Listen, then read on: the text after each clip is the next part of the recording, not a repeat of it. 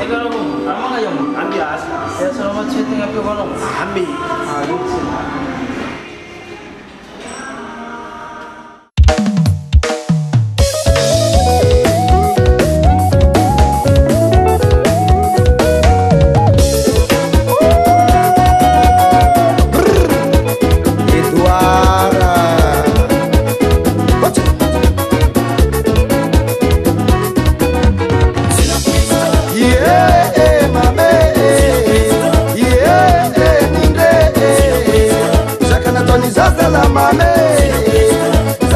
Zazala mame nangin ko fat jazala chinyale nangin ko fat jazala chinyale zeza chukuna muluwange zeza chukuna muluwange atonolwan kuranga zazala be atonolwan kuranga zazala be bakazamanganu fofone tsime mandinike kazamanganu fofone tsime mandinike yeah mame